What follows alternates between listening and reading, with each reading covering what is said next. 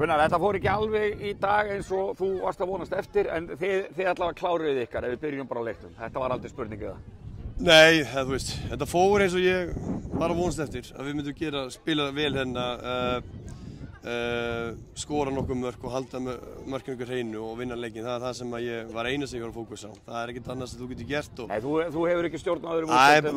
Nákvæmlega þannig. Það er það sem auðvitað svona eftir að hyggja, þá hugsa maður alls konar leiki og alls konar móment í öðrum leikjum þar sem við kannski hefðum átt að klára leikinn okkar eða ekki missa niður jafntefli eins og leiðis, en það þið getur pælið því, það er bara áfram gakk í þessu og við fyrir þá bara fjallabaksleiðin í þessu og hún verður bara skemmtilegri. Já, og ég fyrir fólk hérna í Reykjanesbæ, stuðningsmenn Njarðvíkur og stuðningsmenn Keflavíkur var hægt að biðja um eitthvað. Jú, kannski þessi lið þó í úrslitaleik, en heima og heima. Hvernig leggst þetta í? Já, bara hrikalega vel.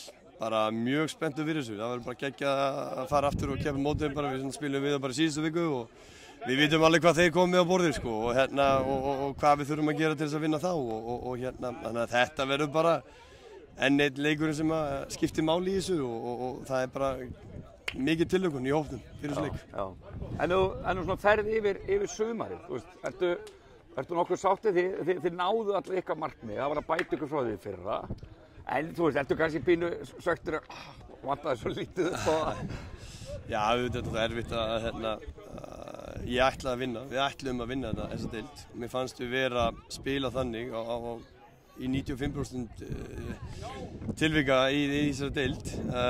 Þannig að við værum liðið sem ætti að vinna þessa deild, en því miður þá svona mistu við leikin í jafntefli. Já, þið gerir rosalega mörg jafntefli. Já, við missum svolítið leiki sem... Skóngarnir bara í... Nei, við erum það reyndar ekki, en þau svíða nokkri leiki sem að svíða svolítið, en það er ekki bara í okkur, það er líka á öðrum leikjum, eða öðrum liðum sem að hugsa líka tilbaka, við hefum ekki þetta og hitt og svona sko.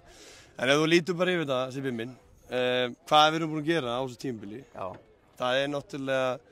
Ég held að svona fólk átti sig ekki alveg á því hversu mikið vinna er búin að fara í það að reyna að koma þessu klúbba á þennan stað sem hann er í dag. Það er fyrst í sögunni sem að Njarðvík vinnur Keflavík í deildarleik. Það er fyrst í sögunni á klúbbnum að Njarðvík enda fyrir ofan Keflavík. Það er fyrst í sögunni það sem að selt leikmann á meira heldur en skópar og Pepsi-dós.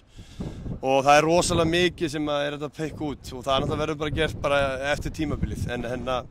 En ég er gríðarlega stoltur af leikmönnum, teiminu mínu, stjórninni, öllum í kringum þetta, hversu mikið þeir hafa haft mikla trú á þessu og eins og segið, það hefði verið næs að klára þetta nokkuð velli hennar síðasta leik, en ef við þurfum að fara lengri inn þá bara gerum við það og þá verður þetta bara ennþá skemmtilegra. Meiri í hérna kassan? Verður bara skemmtilegra. En ef maður spyrja aðeins úti þá þessa rimmu á móti Keflavík, að ég gleymt að spyrja þessu í þennan síðasta leik. Þú varst með tvo unga leikmenn sem voru í undir 19 landsliðsverkefni. Menn varst ekki pínu súr í þeim leika, okkur er KSÍ að þurfa að velja leikmenn og lengi eftir í svona? Þannig hvað bull er þetta? Já, þetta er eitthvað sem við erum búin að ræða og það er bara, þýðir ekkert að óhugsa þessa hluti. Þetta er bara what done is done, það er bara þannig.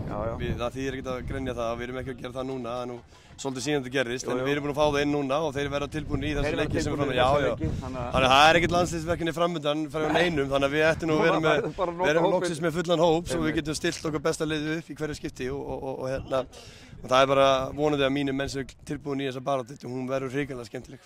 Takk fyrir. Yes, takk.